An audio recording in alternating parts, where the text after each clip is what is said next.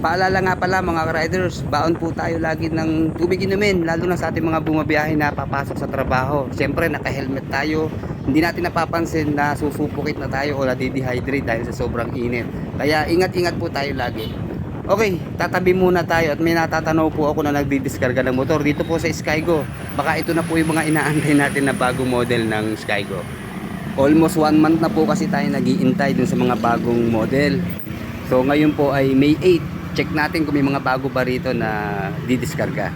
By the way, nandito po tayo sa Skygo branch ng Barangay Calyos, Santa Cruz, Laguna.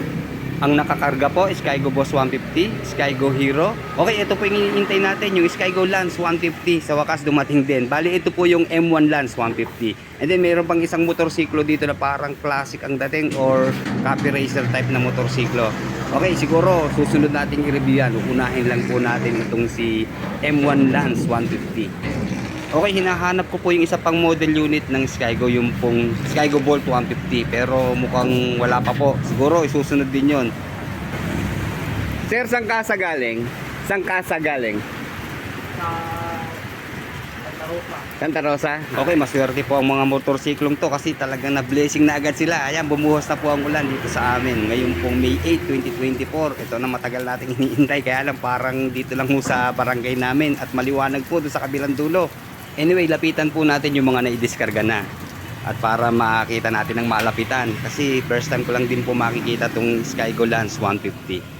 Sa totoo lang po, malaki na naging improvement ng mga China na motorsiklo. Unang-una, mapapansin nyo, wala na siyang halos decals. Puro emblem na po ang ginagamit at naka-chrome na, di ba? At 3D ang kanyang decals or emblem.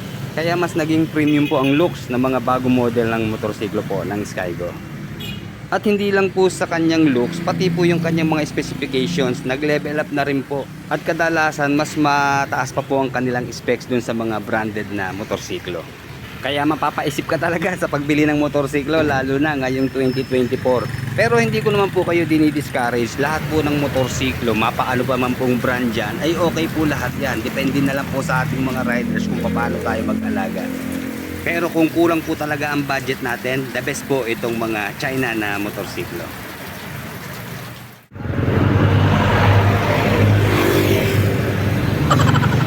Alas 8 na. Yan, bukas na ang Skygo. Inabangan na natin kasi nandito nga po yung bagong dating na Skygo Lance 150cc. Matagal na natin iniintay ito eh. So ngayon pagkakataon na natin para ma-review. Pero sigurado marami na naman pong tataas ang kilay dito dahil alam naman natin inspired talaga siya sa Honda Click 160. Pero sa panahon natin ngayon, hindi na po issue yan, di ba? Kadalasan naman ang tinitignan na lang natin yung presyo saka yung specification. So dito po sa Skygo, marami nagtataka bakit made in China lang pero ang taas ng kanyang presyo. So yun po ang aalamin natin kasi alam naman natin kapag nag-upgrade ang isang motorsiklo, sigurado mag-upgrade din ang kanyang presyo. Kaya tara, lapitan na natin. Okay, dito po ito sa Barangay Calyos, Santa Cruz, Laguna, itong Skygo branch. Okay, nandito po sa labas yung bagong dating lang na Skygo Lance 150. Bali, dalawang kulay lang po palang available sa kanya. Itong glossy white at saka itong matte black. So naglilinis pa po sa ngayon kaya bigyan natin sila ng chance para maayos po yung pupwestuhan ng ating i-review motorsiklo. Then siguro pagkatapos nating mai-review itong Lance 150, sunod natin itong Monarch na 125cc. Ganda rin ang forma niya, di ba? Copy racer type na motorsiklo. Pero siguro bukas na lang ito, ano? At hindi ko kakayanin dahil medyo matatagalan tayo dito sa gwapong Skygo Lance 150.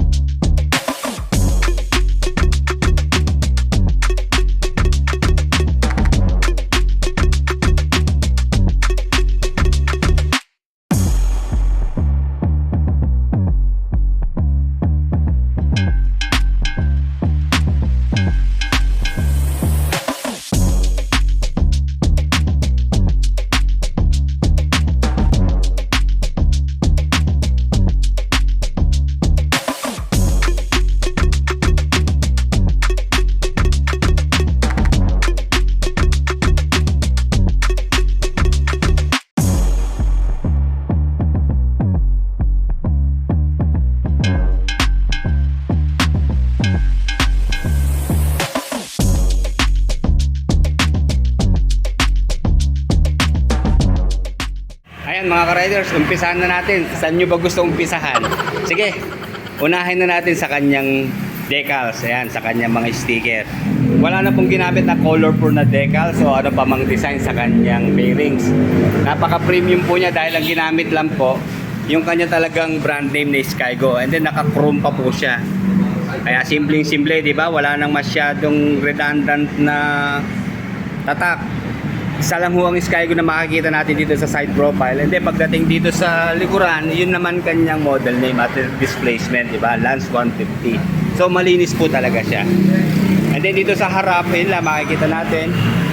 Yun lang kanyang brand name. And then naka-chrome. Kaya napaka-class niya tignan. At nakadagdag apil pa yung kanyang sleek and ergonomic design. And then isa pa sa unique sa kanya, meron siya ditong kulay bronze na parang boomerang, di ba? Iba po talaga kapag nai-inspired ka sa mga motorsiklo. Marami kang ideas na naiisip, nakakapagdagdag ka ng mga design na lalo pang nagpapaangas. Okay, dito po sa kulay white, glossy white po siya. Makikita natin yan, makintab siya. And then dito naman po matte black. Ayan, medyo pino yung kanyang kulay. And then isunod po natin yung kanyang lighting system. Dito po, naka all LED po ang kanyang mga ilaw na ginamit. Naka split type na po ang kanyang headlight. Meron ho ditong DRL sa ibabaw na parang kilay. Hanggang dito po yan, extended sa tabi po ng turning signals. Naka-vertical naman po yung position ng kanyang turning signals. And of course, LED po yan. Okay, pasensya na mga riders, nakabalot pa po itong Lance 150. Bigay respect na lang po tayo, baka nga naman po hindi maiwasan magasgasan, kaya consider na lang po natin. Okay, dito naman po sa ating rear, all LED rin po yung kanyang mga ilaw. Mula sa stoplight, daylight at saka turning signals. And then nakabukod naman po yung kanyang turning signals. And of course, LED po yan. Ayan, makikita po natin yung 4 na diode niya. Ang maganda naman po sa nakabukod ang turning signal, in case na may mangyari, wag naman sana na mabangga po tayo sa likuran. Kung halimbawang ito lang po ang madamage, medyo less ang gastos kapag nakabukod talaga ang turning signals. Unlike po dun sa magkakasama, talagang isang buo po yung ating papaltan, kaya medyo magastos po. And then sa kanya naman pong front tire, may size na 100 by 80 by 14 dito po sa front. And then tubeless na po ang one-shing tire na to. Yun lang, reminders lang mga ka-riders. Itong gantong stock po ng mga motorsiklo, wala pa pong tire sealant yan. Malaking tulong po talaga kapag naka-tire sealant tayo para hindi tayo maabala in case na tayo po ay maputasan. Hindi agad siya basta-basta lalambot. And then yung kanya naman pong mag wheels, pareho lang silang matte black din ang kulay. And then ayan, kapareho po ito ng design ng mga naunang labas ng Click. Ganito po ang style ng mags nun eh. So alloy din po ito. Gusto nyo maglagay ng mga decal sticker, mas babagay siguro dito para hindi masyadong boring kapag plain black lang, di ba? And then meron po siyang walang kamatayan na telescopic fork na front suspension. And then isunod naman po natin yung kanyang braking system. Dito po sa front brake niya, meron po siyang single disc na meron pong dual piston caliper. Yun lang po, wala siyang combi brake system. Pero ang maganda naman po sa kanya, naka-disc na rin po ang kanyang rear brake. And then meron po itong single piston caliper. And then ganun din po, single-sided shock na meron pong coil spring. Ang maganda po sa kanya, medyo mataba po yung kanyang rear suspension. And then sa rear tire naman po, may sukat na 120 by 70 by 14. And then sa muffler, although nakabalot pa po siya, ganun din po, plastic po yung kanyang heat guard at kaparehas lang din po ng stock muffler ng Click. Kaya meron din po siyang Allen bolt dito sa tip, protected din siya ng heat guard na metal po ang ginamit na heat guard dito sa kanyang tip. And then dito po sa bandang elbow, although wala po siyang heat guard, okay lang naman po dahil nakatulong po itong radiator cover niya para maprotektahan tayo sa pagdikit sa elbow. And then kagaya din po ng mga ibang scooter, meron po siyang 800 ml na engine oil capacity.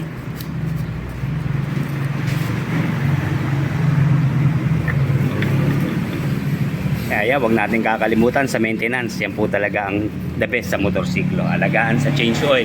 And then sa kanya naman pong gear oil capacity, meron po siyang 120 ml. And then medyo mahaba rin naman po yung kanyang grab bar. Pero sana nilagyan na ng balot na rubber, di ba? Para hindi masakit sa kamay pag tayo kakapit. Okay, dito po tayo sa kanyang magandang upuan. Ang ganda po ng tapas. Medyo malalim po pagdating dito sa rider seat. Okay, meron po siyang 778mm na seat height.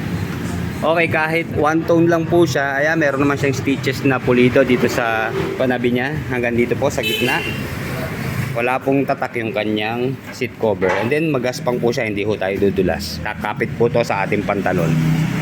And then ayan, malambot din naman yung kanyang upuan. Dito sa back rider seat natin, hindi siya nakatambok o flat din siya, kaya hindi ho mahihirapan kahit hindi katanggaran yung aangkas. Okay, check na natin yung kanyang U-box. Okay, sa kanya pong U-box, hindi po talaga siya design para sa mga full face helmet. Parang kahit sa half face, medyo alanganin po siya. So the best po talaga kung kailangan pa natin ng mas malaking storage, magpa-install na po tayo ng top box. Siyempre, pati bracket, kailangan yan. Pero kung wala pa po tayong budget, meron naman po siyang dalawang sabitan dito ng helmet. Ayan, meron siyang dalawang hook magkabila para kung kailangan natin iwan ng helmet, ayan, pwede nating isabit yan. Nga pala mga ka-riders, may na-browse tayo sa Shopee, Lazada ng mga bagong labas na top box. Budget meal siya kasi plastic lang yung kanyang materials, hindi na siya alloy, kaya mas mura po sigurado yun. Browse lang po tayo. And then dahil liquid cooled na po ang Lance 150, mas friendly po siya sa ating mga riders kasi dito na po nakalagay yung kanyang coolant. Pag magre-refill po tayo, mabilis na. Isa pang advantage ng Lance 150, malaki po ang kanyang fuel tank. Nasa 7 liters po ang kanyang full tank capacity.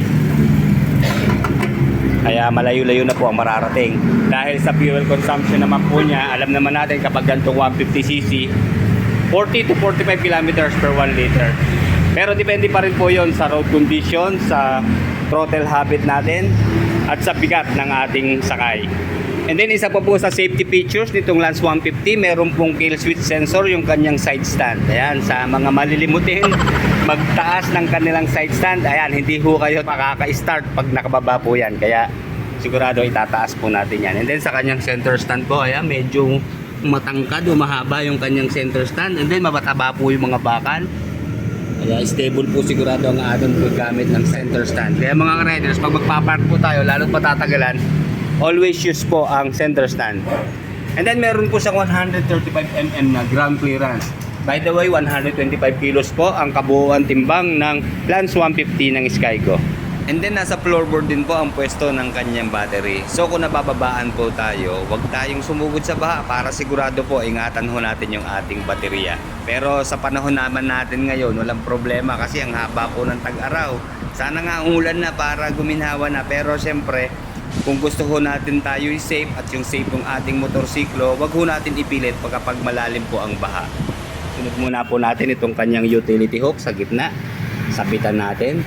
And then ito, ang maganda sa features niya, nakakiles na po ang kanyang ignition. Kaya maganda ho ito sa security ng ating motorsiklo. Pero bukod doon, mas sinigurado po nila na meron tayong option o meron tayong plan B. Halimbawa nagloko yung ating ignition o yung remote pag naglobat or ano pa mang trouble, meron po siyang manual key. Ayan sa gitna, dito po natin isusuot ang susi in case na hindi ho gumagana yung kanyang keyless. Okay, ito po yung remote ng Lance 150. Napansin ko ho, medyo mabigat siya ha? Solid ang pagkakagawa. Diba? Para ka na rin may remote ng kotse. Ayan, silver lang siya, saka matte black ang kulay. Okay, ayan yung kanyang tatlong button, yung unlock, saka yung kanyang lock. Ayan, sa gitna yung pag-open ng engine. Ayan. Okay, ipapakita po sa atin ni Sir Juster yung operation po ng susi na manual. Ayan po yung stick key niya. Hindi ko makita yung pala, pipindutin lang dun sa likod. Malaki po pala yung kanyang manual na susi. Sige nga sir, pakita natin.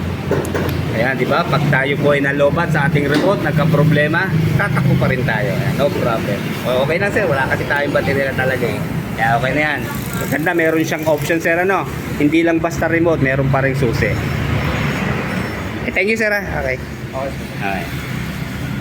Okay, nandito po yung kanyang switch ng upuan. Hinahanap ko yung switch ng fuel. Wala nga pala. Nandito nga po sa under seat yung kanyang fuel. Ayan. Okay, meron din naman siyang pocket na malalim dito sa right side.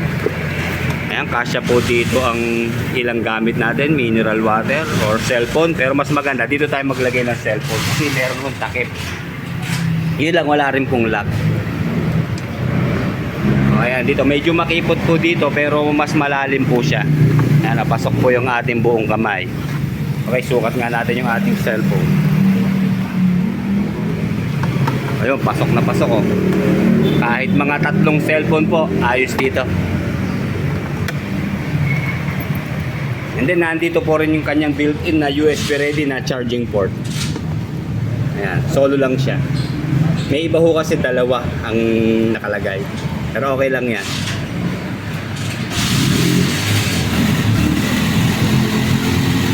And then dito naman po tayo sa kanyang fully digital na instrument panel. Bali colored po yan, hindi lang basta 2 kulay. Marami po tayong kulay na makikita dyan. Although wala pong battery pero check natin mamaya baka pwede installan. Okay, meron po siyang 2 button dito na soft touch. Pag mag-a-adjust po tayo ng ating mga indicators. Ang angas po talaga ng color combine na ginamit, bronze and black, di ba? Sa kanyang mga switches and button, kumpleto po siya. Hindi siya tinipid talaga. Nandito po yung kanyang high beam, low beam, and then yan, nakabukod yung kanyang passing light. And then, busina. Then, left and right turn. Uy, napaka-solid po talaga. At napaka ganda ng kanyang quality ng mga switches and button. And then ito meron din po siyang idling stop. Ayan. And then switch po ng DRL, headlight, saka switch off. And then yung kanyang electric starter push button. 4-stroke, single cylinder, 2-valve, single overhead cam, liquid cooled na po sa kanyang cooling system, and then fuel injected po sa kanyang fuel supply system. 150cc displacement, maximum power na 12 horsepower at 8,500 RPM, and maximum torque of 11.8 Nm at 5,500 RPM. Okay, dahil hindi pa po tayo nakakagamit ng Skygo Lance 150, wala po tayong info tungkol sa kanyang top speed. Pero sa experience po natin, yung mga 150cc displacement na motorsiklo, maabot po yan ng may 100 hanggang 120 km/h. Depende po siguro sa bigat ng rider. Pero para sa akin mga ka-riders, i-priority po natin yung ating safeness. Wag po tayo masyado mag-focus sa top speed, kundi sa fuel consumption po. Ayan mga ka-riders, siguro po nasagot na ang inyong mga katanungan kung bakit medyo mataas ng konti ang presyo ng Skygo Lance 150. Unang-una nga po, liquid cooled na po ang kanyang cooling system, and then naka-disc na po sa kanyang rear brake, and then FI na po siya, at yung kanyang instrument panel po ay fully digital na. And then pagdating po sa kanyang lighting system, all LED po siya. And then puro tubeless na po ang kanyang mga gulong. Pero kung talagang kulang po ang ating budget, marami pa rin naman pong choices. Lalo na dito sa Skygo, kuha lang po tayo ng mabababang specs para po sakto sa ating budget. Nandito po si Ma'am Mira B. Good morning po, Ma'am. Good morning. At last dumating na Ma'am, ano po? Yes. Ma'am, 2 kulay lang po talaga ang available. Okay Ma'am, sa importanteng tanong, magkano po ang cash price? Cash price ni Lance 150 po is 95,000. Aba, mas mura sa inyo Ma'am. Ba't nakikita ko 97? Parang nagbaba na po ba Ma'am? Okay Ma'am, siyempre sa installment hindi mawawala. Magkano po ang down payment niya? So, down payment is mababang po is 3,000 na lang po. Wow! Mga ka-riders, 3,000 lang. Meron ka ng Skygo Lance. 150cc pa, di ba Ma'am? Yes po. Okay, sige Ma'am. Sa 3 years, magkano po ang monthly?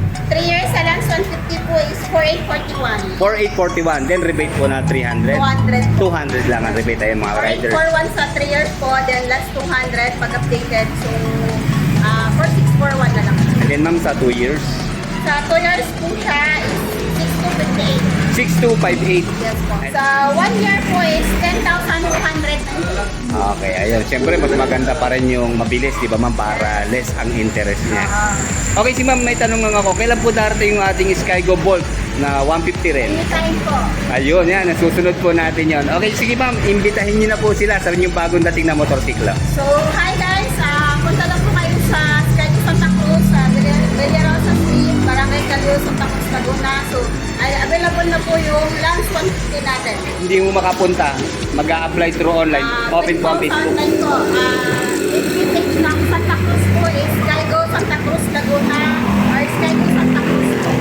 Okay, sige Ma'am. At i-attach ko na lang yung mga telephone number niya Yes Ma'am. po. Okay, sige Ma'am. Maraming salamat po ulit. Okay, thank you.